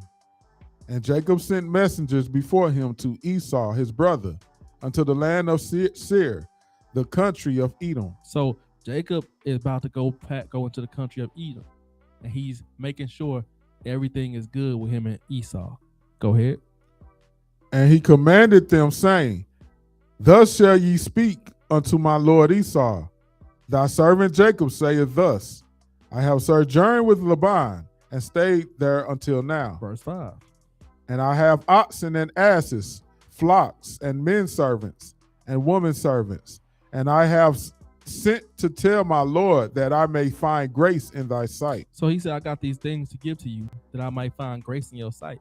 Meaning there may be peace between me and you. I have these things as a gift to give to you that I might find peace with you. Because Jacob knew that Esau was angry with him. Or he felt that Esau was angry with him. Verse 6. And the messengers returned to Jacob, saying, we came to thy brother Esau, and also he cometh to meet thee, and 400 men with him. So he said, so they said, we went to him, and he coming to meet with you with 400 men with him. Verse 7. Then Jacob was greatly afraid and distressed. Because he coming with 400 men, Jacob like, oh, why? Okay, he was afraid now. Go ahead. And he divided the people that was with him, and the flocks and herds and the camels into 2 bands. Go ahead, verse 8. And said, if Esau come to the one company and smite it, then the other company which is left shall escape. So he planned ahead. He like, man, if Esau come and kill my people, at least the other half can get away. It's because he remember Esau. He's like, man, Esau probably hate me. Esau can't stand me, and he wasn't wrong. There was a hatred there, but it wasn't what he thought on the surface. Go to verse 11. Deliver me, I pray thee, from the hand of my brother. So he praying to God. He's saying, deliver me from the hand of my brother. Don't let him kill me. Go ahead. From the hand of Esau, for I fear him, lest he will come and smite me, and the mother with the children. Verse 12. And thou saidest, I will surely do thee good, and make thy seed as the sand of the sea, which cannot be numbered nor for multitude. So he's praying to the Most High, and he asking for deliverance. And he said, you promised me that my seed would multiply. So he's saying that I can't die here. So now, Jacob felt Esau was angry with him, but wanted peace. Go to chapter 33 and get verse 4. Genesis chapter 33, verse 4. And Esau ran to meet him and embraced him and fell on his neck and kissed him, and they wept. So this is surprising. Esau was happy to see Jacob, so it appeared. And they was talking and everything. It was at peace. Go ahead, verse 5. And he lifted up his eyes and saw the woman, and saw the women and the children, and said, who are those with thee? And he said, the children which God have graciously given thy servant. He said, Esau, like, who are these people? He said, this is my family God blessed me with. Go ahead. Then the handmaidens came near, they and their children, and they bowed themselves. And Leah also with her children came near and bowed themselves. Go ahead. And after came Joseph near, and Rachel, and they bowed themselves. And he said, what meanest thou by all this drove which I met? Go ahead. And he said, these are to find grace in the sight of my Lord. So Joseph presented all this to Esau. He said, and Esau said, why are you doing this? And Joseph said, this is my offering to you. Go ahead. And Esau said, I have enough, my brother. Keep that thou hast unto thyself. And so Esau told him, I'm good, man. You keep everything for yourself. We're cool.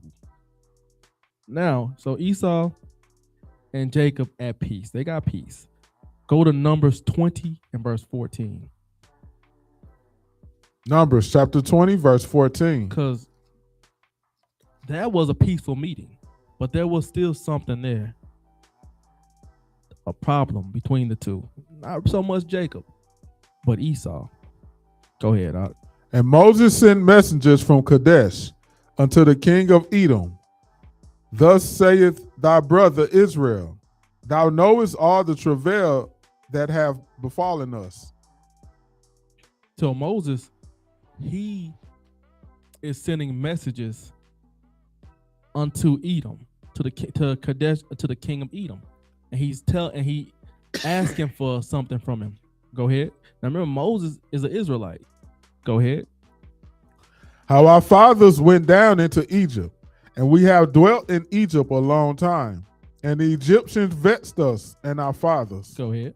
And when we cried unto the Lord, he heard our voice, and sent an angel and have brought us forth out of Egypt. And behold, we are in Kadesh, a city in the uttermost of thy border. Let us pass, I pray thee, through thy country. So Moses is asking for passage through Edom from the Edomites. Go ahead. We will not pass through the fields or through the vineyards, neither will we drink of the water of the wells. We will go by the king's highway. We will not turn to the right hand nor to the left until we have passed thy borders. He's saying we're going to pass through, but we're going to pass through peaceably. We're not going to touch anything. We ain't going to mess with y'all land. We just want to pass through. Go ahead. And Edom said unto him, thou shalt not pass by me, lest I come out against thee with the sword. Edom said, nah, we don't care what you do. If you pass through here, we going to kill you. Go ahead. And the children of Israel said unto him, we will go by the highway, and if I and my cattle drink of thy water, then I will pay for They it. said we gonna go by the highway, and if our cattle or us drink our water, we'll pay for it. That's how much peace we want. Go ahead. I will only, without doing anything else, go through on my feet. Go ahead. And he said, thou shalt not go through.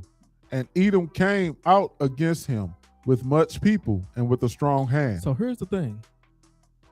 Although Esau was peaceable with Joseph in that, with Jacob in that moment, he still held a grudge against him. And he passed this grudge down from generation to generation. He told his people for generations to come of what had happened between him and Jacob, and they hated him. They hated the children of Israel, Jacob, for this. They hated him for it. They held this grudge against him. Go to Deuteronomy 2 and 4. Let's see.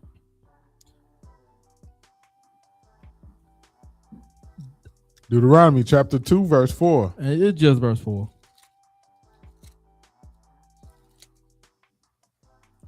And command thou the people, saying, ye are to pass through the coast of your brethren, the children of Esau, So I want the reason I'm getting this scripture. Your brethren, the children of Esau, I want to show y'all this. Go ahead. which dwell in Seir, Seir, that's Esau. They dwell in Seir. Go ahead. and they shall be afraid of you. Take ye good heed unto yourselves, therefore. Okay, so Seir is Esau. Go to Ezekiel 35 and verse 1. Remember, he said these Edomites were still mad. They said, y'all ain't passing through. Y'all not gonna get to go through this land. But he said it's because Esau was still holding a grudge. It's a generational grudge that they done held on to. Because look, the way they looking at it, like, you stole our birthright. Everything that was promised to us, you stole it, while ignoring the fact that their ancestor gave his birthright away. And they're deceitful people, though. You know, they be in denial too. Go. So where we at, Doc? Ezekiel 35, verse 1. Moreover, the word of the Lord came unto me, saying, Son of man, set thy face against Mount Seir, Set thy face against Edom. Go ahead. and prophesy against it. And prophesy against it. So let's see what he's saying. When he say set your face against it, it means they are enemies. And this is what you're going to prophesy to them. Mount Seir, the land of Edom. Go ahead. And say unto it, Thus saith the Lord God, Behold, O Mount Seir, I am against thee, and I will stretch out my hand against thee, and I will make thee most He desolate. said, I'm going to destroy you. But look at what he say, verse 4. Go ahead. I will lay thy cities waste, and thou shalt be desolate, and thou shalt know that I am the Lord. He said, I'm going to make you desolate. I'm going to destroy you. You're going to know that I'm the Lord. Read verse 5. Because thou hast had a perpetual hatred, and hast shed the blood of the children of Israel by the force of the sword, in the time of their calamity, in the time that their iniquity had an end. What we going to pay attention to is that word perpetual. He said, because thou hast had a perpetual hatred against Israel. He said, I'm going to destroy you. Esau said, we ain't going to never forgive them. Let's look up that word perpetual. Let's get the word definition for the word perpetual. Let's Google it.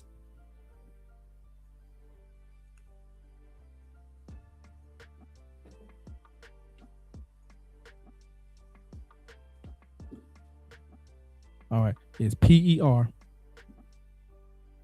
P.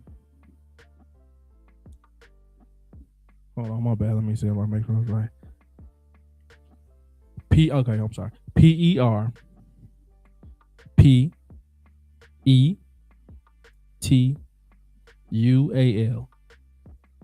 Get the definition.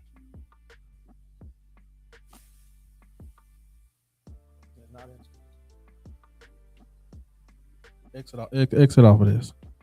No, just go. Not that. Go over to the X over there. Go down. Take that off the screen. Go to the right hand corner. Hit the X on there. Now hit the X right there. Go back. Let's just get that right there. Perpetual refers to something that is eternal. So that's what the Most High said. He said, because y'all had an eternal hatred against them, meaning it ain't gonna never end. He said, I'm gonna destroy you. They didn't forgive. Esau didn't really forgive Jacob. It was peace in that moment, but he held on to that and he passed it from. It's like you sitting around telling your kids the stories of your life. He told all of them. That's what this liar did to me and us. And Esau, as you can see, Esau was doing fine. He had things. He just knew that he missed out on greater things. But he couldn't. His heart was evil. And God said destruction. So those are the situations in which our ancestors either chose life or death. As far as the patriarchs, they chose life. There was still punishment for that jealousy. There was still a punishment for it, but they ultimately chose life. And whereas Esau and Cain chose death. So how is it today, though? Is there sibling rivalry today? Is doing God's will versus not doing God's will, right? Let's get Leviticus 19:17. Leviticus chapter 19, verse 17. Thou shalt not hate thy brother in thine heart. So this is talking about your brother, right? That's why I wanted to get this. Let's see who your brother is. Go ahead. Thou shalt in any wise rebuke thy neighbor and not suffer sin upon him. So your brother is your neighbor in Israel, okay? So we going into sibling rivalry in the nation of Israel. We done went from the household and we in the nation. Today, your brother is your neighbor. Thou shalt not hate thy brother. So now go to, thou shalt not hate thy brother, or thy brother. Rebuke thy neighbor from household to nation. We are family. Remember Cain's conversation with God. How God said, if you do well, you receive good. Okay? If you do evil, you don't. Right? So God told, let's go get that. Genesis 4 and 6 and 7 right quick. Let's get that real quick. Genesis 4, verse 6 and 7. Genesis chapter 4, verse 6. Because that sibling rivalry exists in the nation of Israel right now. And the Lord said unto Cain, why art thou wroth? And why is thy countenance fallen? If thou doest well, shalt thou not be accepted. And if thou doest not well, sin lieth at the door. Say if you do well, you're going to be accepted. But if you don't, sin lieth at the door. Destruction is at the door. You're going to be in a world of sin. Go ahead. And unto thee shall be his desire, and thou shalt rule over him. So, if you do well, you receive well. If you do evil, you're going to receive evil. So let's get Matthew 10 and 36. Now we're talking about today. Matthew 10 and verse 36. Matthew chapter 10, verse 36.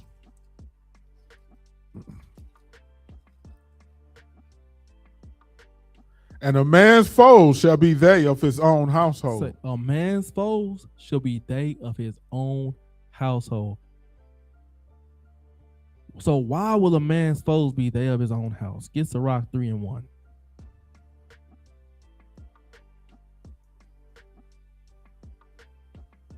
Ecclesiasticus chapter 3, verse 1.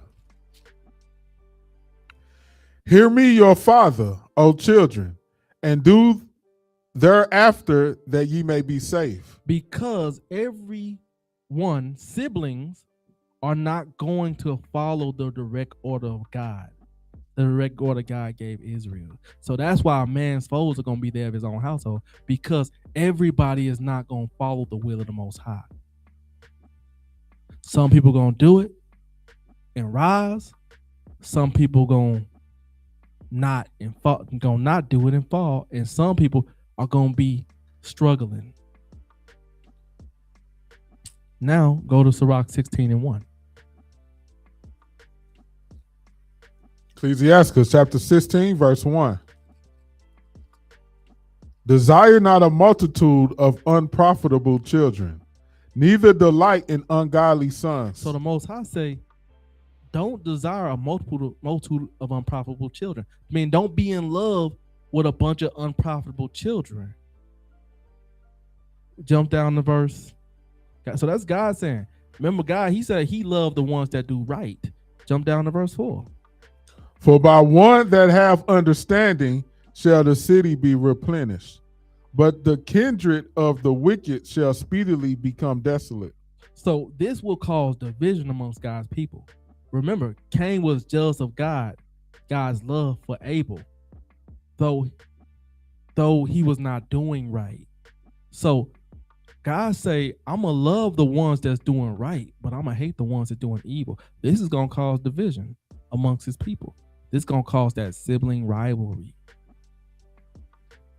The heart of the wicked versus the soul of the righteous. Get 1 Timothy 4:1. 1 Timothy chapter 4, verse 1. Now the Spirit speaketh expressly that in the latter times some shall depart from the faith. Go ahead. Giving heed to seducing spirits and doctrines of devils. Now giving heed to seducing spirits and doctrines of devils. In Israel, some will not keep the law fully and will do of their own accord. So this is going to cause that sibling rivalry, because in the latter times, it's going to be different doctrines going on. Some people going to be on it, and some people going to be bringing forth their own doctrine. Get Ephesians 6:1.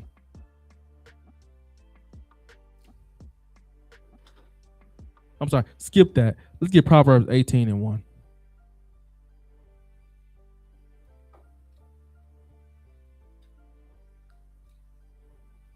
Proverbs chapter 18, verse 1. So this is what's going to cause that division, is the different doctrines. It's going to create foes in the household of Israel, as in one congregation saying, let's do it this way. Another congregation saying, no, it's this way. One going to be doing it right. The other going to be doing it wrong. And that one that's doing it wrong most likely will probably hate the one that's doing it right. Go ahead. Through desire, a man having separated himself seeketh and intermeddleth with all wisdom. Those that have a doctrine that's not of the Bible, they're going to be messing with all sorts of wisdom to fulfill the desires of their heart. This is what was going on with Cain. He wasn't trying to please God. He was doing what he wanted to do. And that's what we see today.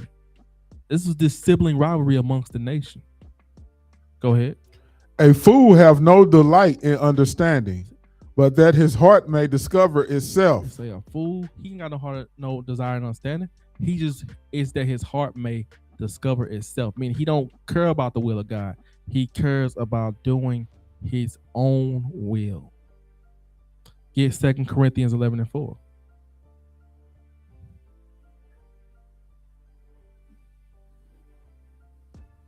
2 Corinthians chapter 11, verse 4. For if he that cometh preacheth another Jesus, Remember, Jesus is the word of God. If somebody come and preach another doctrine, go ahead, whom we have not preached, whom is not of us, meaning the prophets, ain't of the Bible, go ahead. or if ye receive another spirit, A wicked spirit, which ye have not received, or another gospel, which ye have not accepted, ye might well bear with him. So it's gonna be time where somebody gonna come preaching another Jesus, another a doctrine that's not of God, and that's what's that's creating separation in Israel. That's creating that sibling rivalry, because a lot of times, what does it cause? Debates. Oh, we know we're doing it right. Y'all not doing it right. Everybody seeking after the love of the Father, but some people not willing to understand that they're not doing the will of the Father. Now let's get Matthew 10 and 32.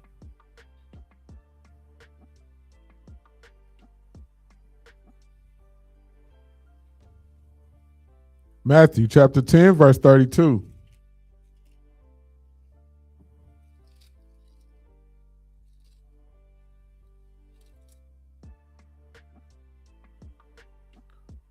Whosoever therefore shall confess me before men, him will I confess also before my Father which is in heaven.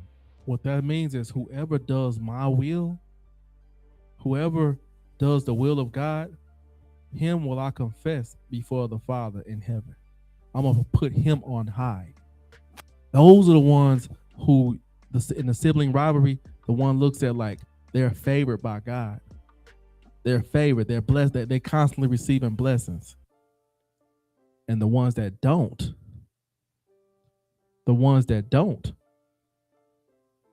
well, read verse 33. But whosoever shall deny me before men, him will I also deny before my Father which is in heaven. Those are the ones who feel like they're not moving ahead. They're still stuck in the same place. They don't confess God. They don't do God's will. And their jealousy and their anger is pointed at the person who is doing right. Their fellow Israelite who is doing right. And they take their anger out on them. But at the end of the day, if you read verse 32 again, it says, whoever confessed me before God, whoever confessed me before men, those that do my will in the sight of men, that's who I'm going to uplift. You have to change your heart. At the end of the day, in all we do, there will be times when you are at a lower state and feels a separation between you and God. But these are the times that you will pull closer. You may see your bro, sis doing well and in blessing.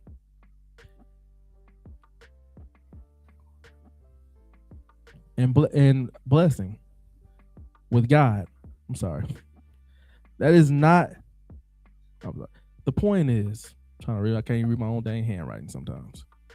The point is, in those times, in that time, when you see your brother or sister doing well, don't have a jealous spirit towards them. Take that, self-examine, and fix yourself. If God ain't blessing you, there's something that you're not doing. The Most High is righteous in everything you do. You have to change. Again, you have to change your heart. So all praise to the Most High. That's the class for today. Sibling rivalry. Sibling rivalry it was with our ancestors. It's with us today, and it's doing the will of the Father. That's what's gonna get you ahead. That's all you need to worry about. Quit trying to keep up with the Joneses. Quit trying to match somebody else. It's okay. Iron does sharpen iron. But you got to walk at your pace, but make sure you're walking at the right pace, walking in the right direction to fulfill God's word. Don't allow your feelings for somebody else to be your downfall. Do like the patriarchs did. Change. Grow. Become better. Let's get Matthew 26.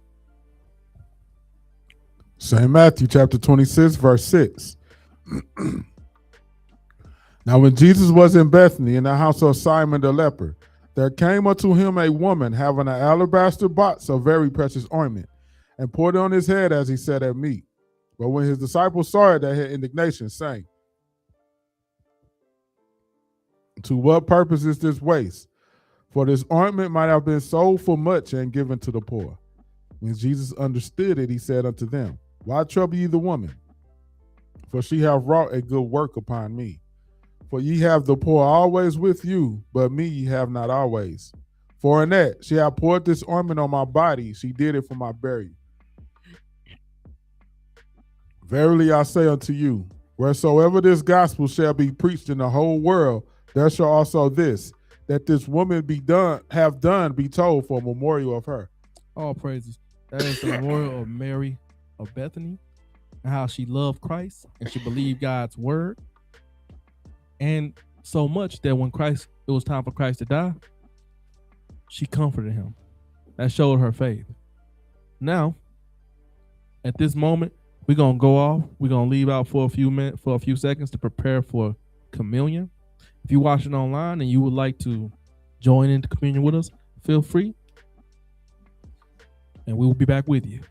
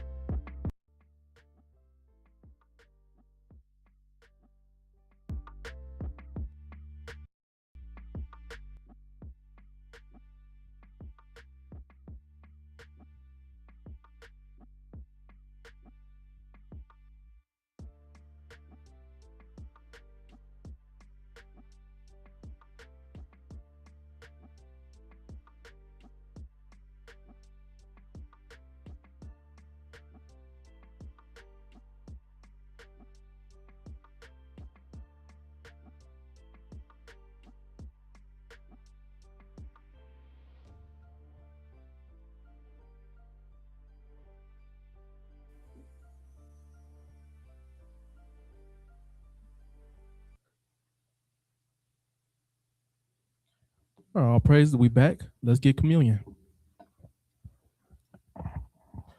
For I have received of the Lord that which also I delivered unto you, that the Lord Jesus, the same night in which he was betrayed, took bread. And when he had given thanks, he brake it and said, Take, eat. This is my body. This is my body, which is broken for you. This do in remembrance of me. This represents the body of Christ.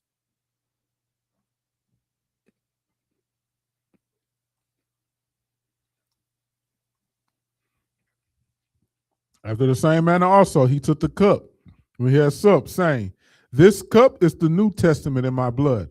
This do ye as oft as ye drink it in remembrance of me. This represents the New Testament.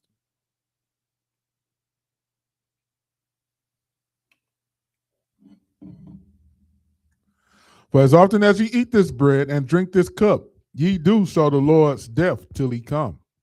Wherefore, whosoever shall eat this bread and drink this cup of the Lord unworthily shall be guilty of the body and blood of the Lord. But let a man examine himself, and so let him eat of that bread and drink of that cup.